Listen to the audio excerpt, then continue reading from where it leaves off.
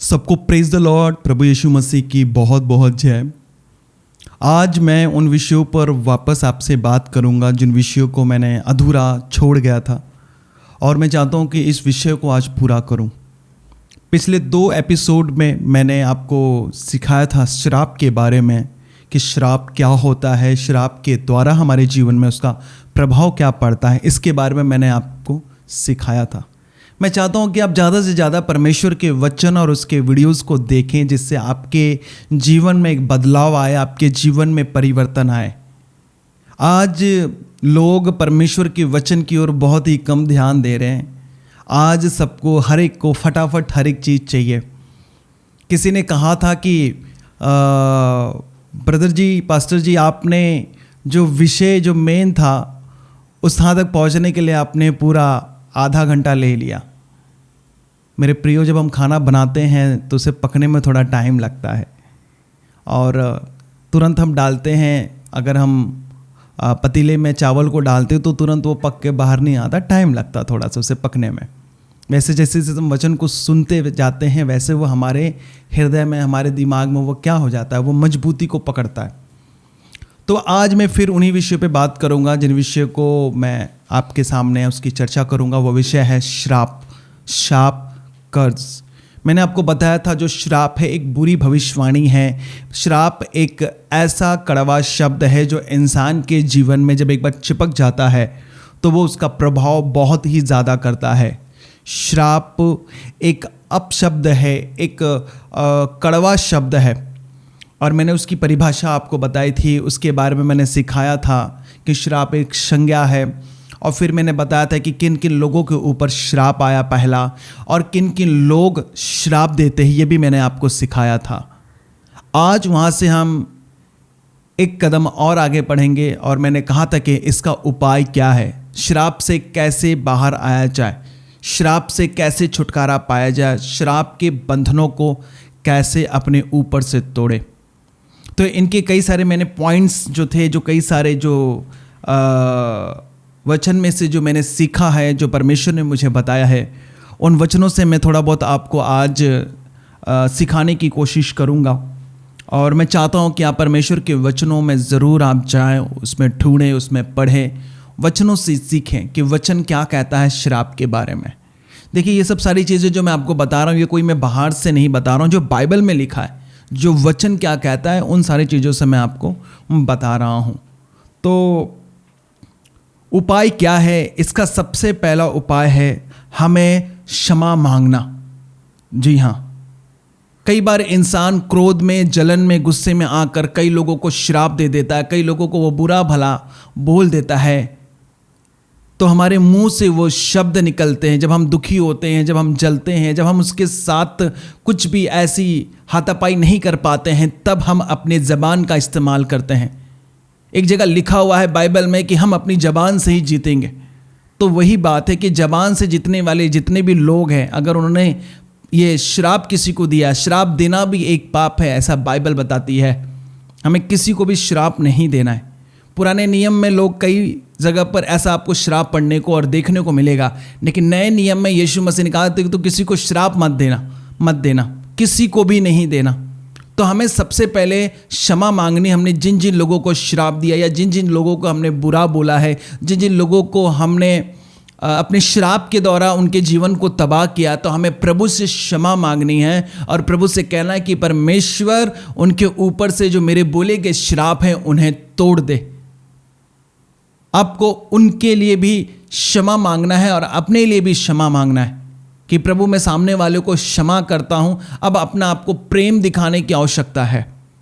ऐसा कोई नहीं होगा जिसके मुंह से श्राप नहीं निकला होगा, ऐसा कोई नहीं होगा जिसके मुंह से अपशब्द नहीं निकला होगा, दुर्वचन नहीं निकला होगा। हर एक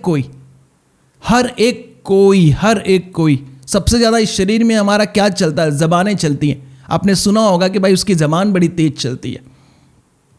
तो ये चीज़ों को समझना बहुत ज़रूरी है। तो शब्द जो होता है वो मारता है, शब्द जो होता है वो इंसान को तबाह कर देता है। अगर आपके शब्द अच्छे होंगे तो आपका जीवन टॉप पर होगा, आपका जीवन ऊंचाई पर होगा। एक बच्चा स्कूल जाता था और और जब वो स्कूल से वापस आया और उसकी टीचर ने उसको एक लेटर दिया था कि ये लेटर अपनी मम्मी को दे देना, अपने पेरेंट्स को दे देना। वो लड़का लेटर ले जाकर अपनी माँ को देता है और उसकी माँ पढ़ती है और वो रोने लगती है। और उसका बच्चा उसको पूछता है कि मम्मी आप क्यों रो रही हो, माँ आप क्यों रो रही हो।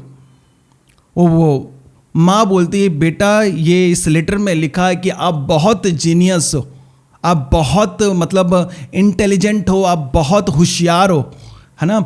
आप अपने घर पे भी रहकर पढ़ सकते हो, आप एक अच्छा स्टूडेंट्स बन सकते हो। मतलब उस तरह की उस लेटर के अंदर लिखा हुआ था कि तुम बहुत होशियार हो, तुम घर पे रहकर पढ़ सकते हो। बहुत सारी चीज़ें उस लेटर में लिखा हुआ था। उसकी माँ रोते रोते पढ़ रही थी और वो बेटा सुनता है, वो बड़ा गर्वान्वित महसूस करता, अपने आप को बहुत वो अच्छा महसूस करता कि टीचर ने उसकी क्या तारीफ लिखी है। और उसकी माँ वो लेटर पढ़ते पढ़ते वो उसको बता रही थी।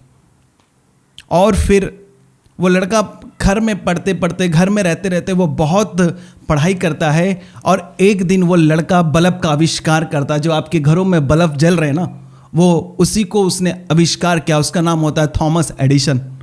उस बच्चे ने बल्ब का आविष्कार किया और वो बल्ब आज हम सब के घर में है। और उसी बच्चे के बल्ब के आविष्कार आज हमारे सारे परिवारों के हर एक घरों में दिखते हैं। उसकी टीचर ने उस खत में यही सारी चीज़ें उसने लिखा था, जो उसकी माँ उसे पढ़ कर सुना रही थी, रोते रोते सुना रही थी। एक दिन उसकी माँ का देहांत हो जाता है और एक दिन उसे वो लेटर बॉक्स मिलता है जो उसकी टीचर ने उस लेटर पर लिखा हुआ था। और उस लेटर पे आपको बताऊं क्या लिखा हुआ था। उस लेटर पे लिखा हुआ था कि तुम्हारा लड़का पढ़ने में बहुत कमज़ोर है, हम इसे नहीं पढ़ा सकते, आप अपने बच्चों को घर पर पढ़ाइए। उस लेटर में ऐसा लिखा हुआ था। उसकी टीचर ने उस लेटर में उसको ऐसा लिखा हुआ था। यहां पर एक चीज़ आप देखिए, अगर वो लेटर में जो लिखा होता, उसकी माँ अगर वही उसको सारी चीज़ें बोल देती, वो लड़का कभी भी बल्ब का आविष्कार नहीं कर पाता। वो लड़का कभी भी उन चीज़ों के बारे में नहीं जान पाता, नहीं बना पाता जो उसकी माँ उसने बोला। लेटर में क्या लिखा हुआ था और उसकी माँ ने उससे कैसे शब्द बोले कि तू बहुत होशियार है, तू बहुत कुछ कर सकता, तू घर पे पढ़ सकता, तू इंटेलिजेंट है। और वो बच्चा देखो वो रोने लगता है। उस समय उसकी माँ लेटर पढ़ते पढ़ते रो रही थी, अब वो लेटर पढ़ते पढ़ते उसका जो थॉमस एडिसन है, उसका जो बेटा है, वो रोने लगता है। शब्द में पावर होता है, शब्द पावरफुल होता है।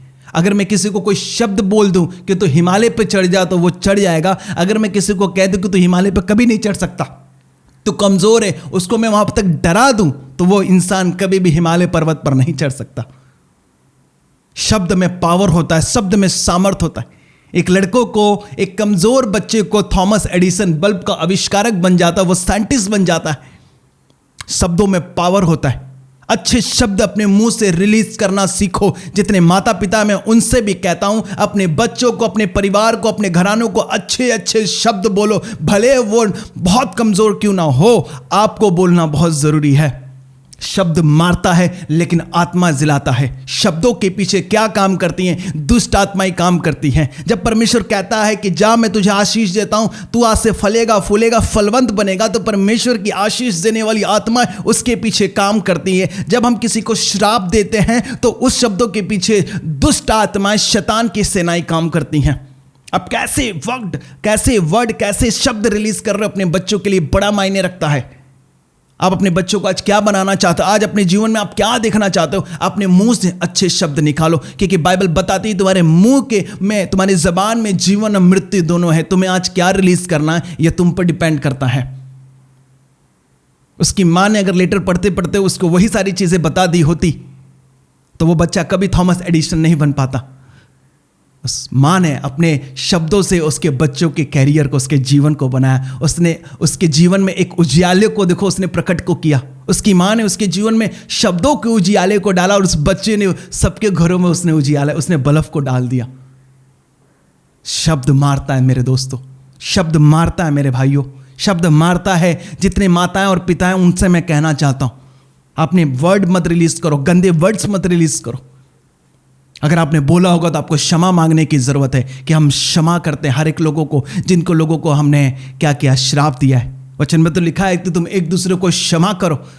वचन में लिखा है अपने दुश्मनों को भी माफ करो। जब तुम दुश्मनों को माफ करोगे, दुश्मनों को क्षमा करोगे, तो परमेश्वर भी तुम्हारे अपराधों को, तुम्हारे पापों को क्षमा करेगा।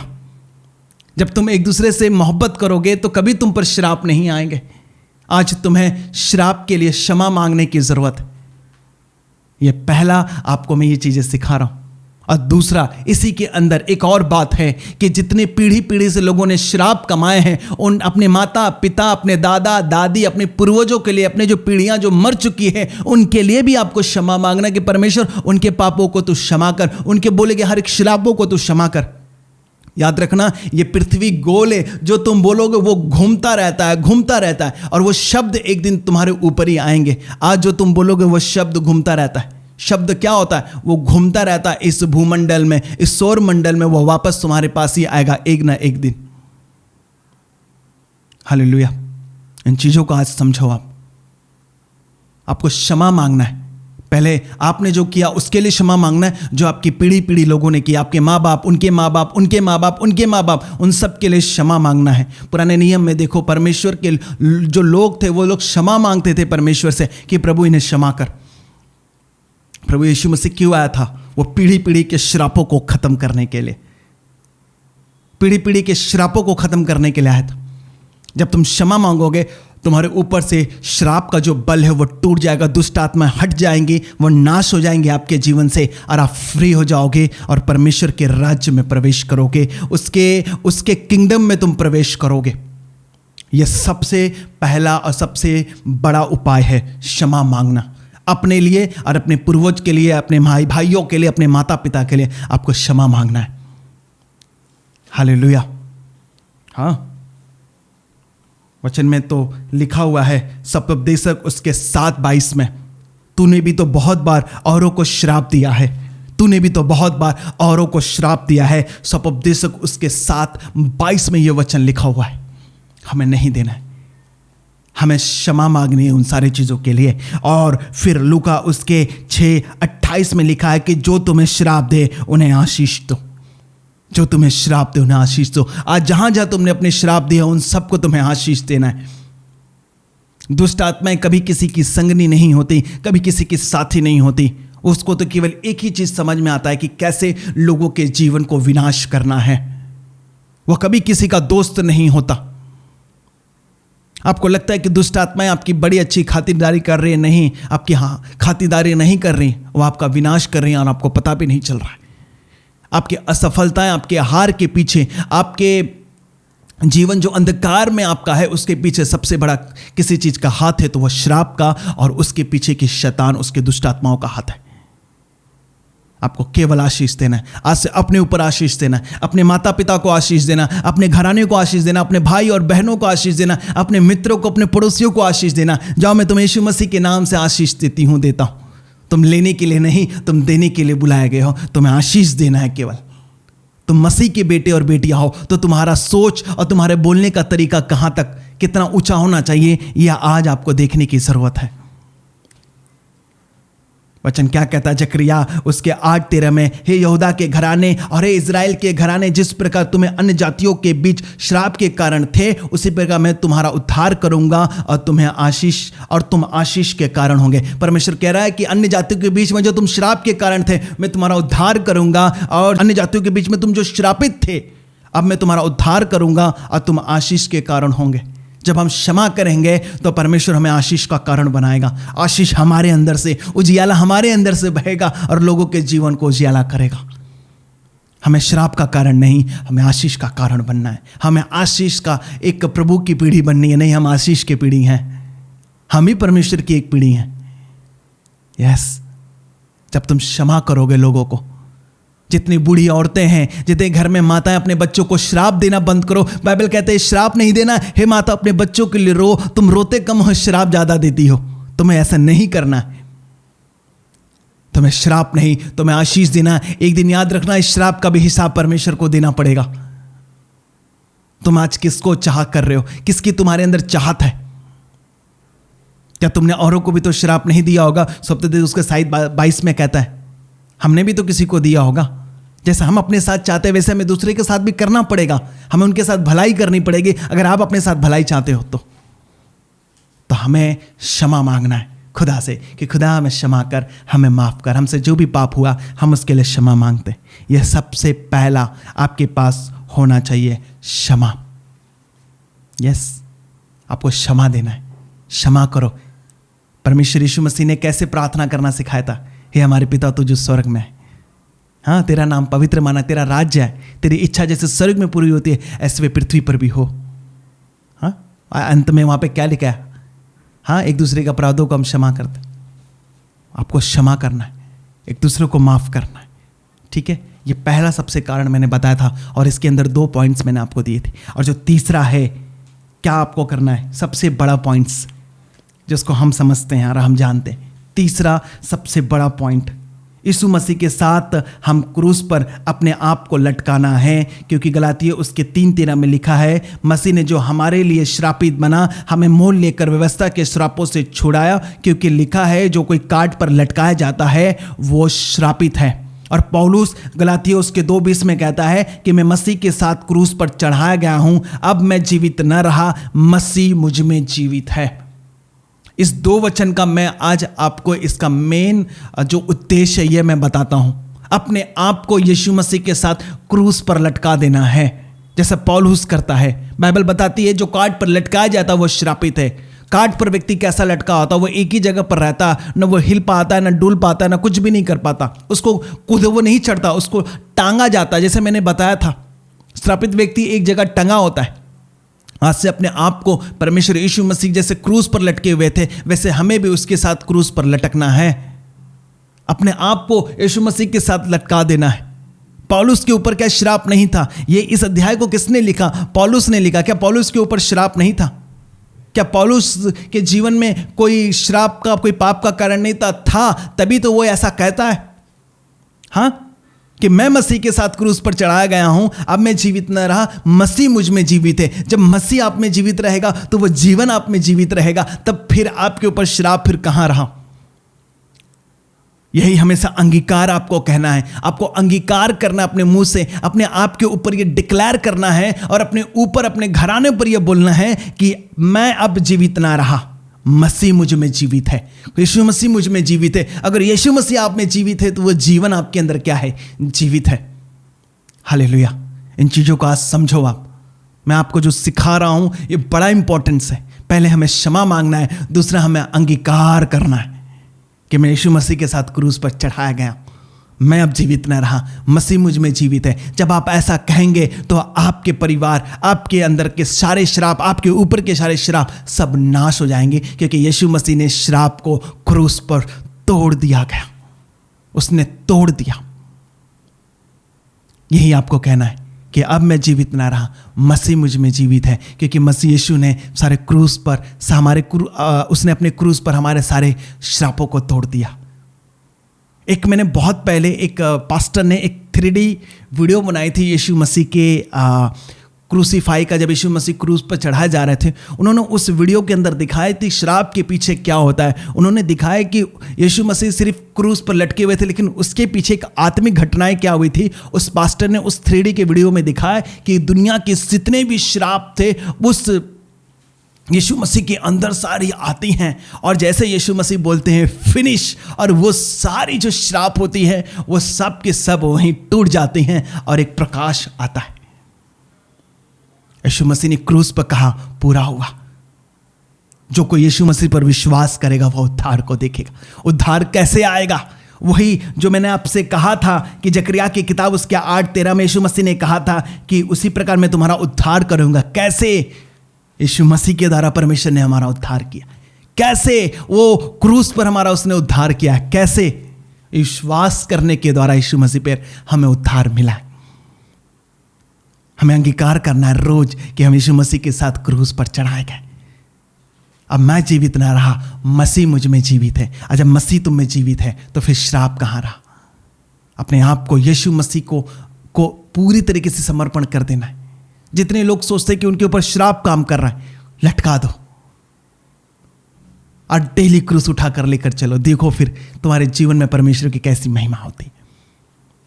तीसरा सबसे बड़ा पॉइंट्स, निर्णय लेना है कि आज के बाद हमें किसी को भी श्राप नहीं देना है और पुनरुत्थान को, रिजरेक्शन को अपने ऊपर क्या करना है, अपने जीवन में उसे डिक्लेयर करना, उसे देखना है। मैं यीशु मसीह के साथ अब जी उठाऊं। निर्णय लेना आज के बाद हमें किसी को श्राप नहीं देना। निर्णय लो, पहला क्षमा मांगना है और दूसरा अपने आप को अंगीकार करना है यीशु मसीह के साथ, और तीसरा आपके लिए सबसे बड़ा पॉइंट मैंने बताया है कि निर्णय लेना है आपको। हाँ, याकूब उसका 3:10 क्या कहता है, एक ही मुंह से स्तुति और श्राप दोनों निकलते हैं, ऐसा नहीं होना चाहिए। हमें निर्णय लेना है कि हम रिजरेक्शन के, हम यीशु मसीह के साथ जी उठे। क्या यीशु मसीह ने उसको यीशु मसीह के साथ इतना बुरा हुआ क्या यीशु मसीह उठकर किसी को श्राप दिया? नहीं, हम मसीह में नई सृष्टि हैं, हमें अब किसी को श्राप नहीं देना। हमें निर्णय लेना है कि परमेश्वर हम आज के बाद किसी को श्राप नहीं देंगे। वचन में लिखा हुआ तुम एक दूसरे के सह लो। नहीं हिम्मत है तो परमेश्वर से मांगो। नहीं है, हम सबके पास हिम्मत नहीं है वो किसी को क्षमा करने का, हमारे पास वो हिम्मत नहीं है किसी के हम निर्णय लेने का, लेकिन हम परमेश्वर के आगे निर्णय ले सकते हैं।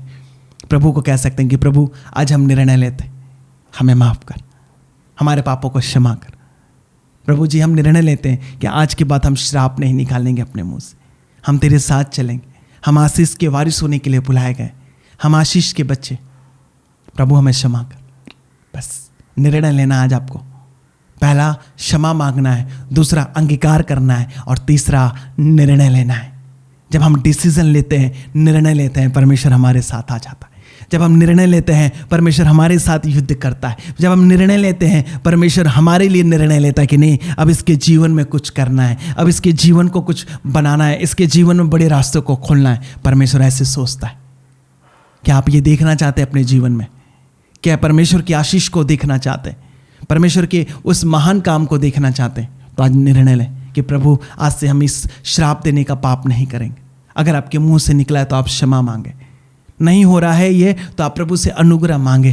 अपनी ज़बान के ऊपर काम करने की ज़रूरत है कि प्रभु मैं आज से अपनी ज़बान के ऊपर काम करूँगा, मुझसे जो भी हुआ मुझे क्षमा करें, मुझसे जो भी हुआ मुझे माफ़ करें। आज के बाद मैं निर्णय, जैसे हम पाप न करने का निर्णय लेते हैं वैसे आज से हम श्राप न देने का भी निर्णय लेंगे। एक ही मुंह से स्तुति और एक ही मुंह से फिर है ना श्राप, दोनों अच्छे नहीं लगते। एक जगह लिखा जो अपने ज़बान पर लगाम नहीं लगाता उसकी की भी भक्ति व्यर्थ है। मैं भी बचपन से बहुत बोलता हूँ, मेरे अंदर भी कमियाँ हैं, लेकिन मैं उसे सुधार रहा हूँ। हम सबको सुधारने की आवश्यकता है। ऐसा नहीं कि हर एक व्यक्ति सिद्ध है, नहीं, आप रोज रोज अपने आप को थोड़ा थोड़ा मारते जाएंगे, अपने शरीर को मारते जाएंगे, अपनी ज़बान को मारते जाएंगे। एक दिन उसी ज़बान से आप जो बोलेंगे वो हो जाएगा। परमेश्वर हमारी वाणी, हमारी स्तुति, हमारी भक्ति क्यों नहीं ग्रहण होती? क्योंकि हम इसी लेके कि हम श्राप, हम गाली, हम गलौज, बहुत सारी चीज़ें देते। प्रैक्टिस करना है, स्पिरिचुअल प्रैक्टिस करना, आपको वचन पर प्रैक्टिस करना है, वचन पर चलने पर प्रैक्टिस करना है, आत्मा के साथ चलने पर आपको प्रैक्टिस करना है, परमेश्वर के साथ चलने पर आपको क्या करना है? अभ्यास करना है। जब आप अभ्यास करेंगे, जब आप परमेश्वर के साथ चलने का निर्णय करेंगे, परमेश्वर फिर आपको भी अपने साथ रखने का निर्णय करेंगे। अच्छे व्यक्ति के साथ अच्छा ही व्यक्ति रहेगा ना। परमेश्वर पवित्र है तो वो भी अपने साथ रखने वालों को पवित्र ही देखेगा ना। जब परमेश्वर अपने मुंह से आशीष निकालता है तो आपको भी अपने मुंह से आशीष निकालना है। जब आप किसी के जीवन में आशीष को बोलेंगे तो परमेश्वर आपके भी जीवन में आशीष को बोएगा और वो भी क्या करेगा? बोलेगा आपके ऊपर, तुम फलवंत रहो, क्योंकि हम जयवंत की संतान हैं और यीशु मसीह ने हमें क्रूस पर जयवंत बनाया। तो हमें इसे बनाए रखना है। आज से आप निर्णय लेंगे कि आज के बाद किसी को भी श्राप नहीं देंगे। अगर आप श्राप नहीं देंगे तो दुष्ट आत्मा कभी आपके परिवार में, आपके बच्चों पर कभी भी काम नहीं करेगा और आप फ्री रहेंगे। इसलिए आज मैं आपसे कहता हूँ, अब आप निर्णय लें परमेश्वर से। इन 3 चीज़ों को मैंने सिखाया है श्राप के बारे में। ये सबसे बड़ा उपाय है। क्षमा मांगना है, अंगीकार करना है और निर्णय लेना है, और आप छूट जाएंगे श्राप से। और ये विश्वास करना है कि यीशु मसीह ने क्रूस पर हमारे सारे श्रापों को तोड़ दिया और हमें आज़ाद कर दिया। इसलिए एक वचन कहता है कि हमें फिर से उस दासत्व की गुलामी में, उस गुलामी में, उस दास की ज़िंदगी में वापस नहीं लौटना है। वचन कहता है, हाँ, दास घर में नहीं रहता, पुत्र रहता है। आप पुत्र हो और पुत्र क्या करता है? आशीष देता है। आपको आशीष देना है सबको। प्रभु आपको बहुत आशीष करे। और मैं प्रार्थना करता हूँ कि परमेश्वर यीशु मसीह आपके सारे श्रापों को ख़त्म कर दे और आपको स्वतंत्र कर दे और आपके जीवन में एक नए उद्धार को परमेश्वर दिखाए।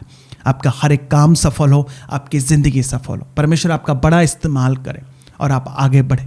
प्रभु जी, हर एक दुष्ट आत्मा जो श्राप के पीछे काम करती है, पहले हम उस श्राप को तोड़ते हैं और इसके पीछे जो दुष्ट आत्मा हम उन्हें बांधते हैं और तेरे क्रूस के नीचे डालते हैं।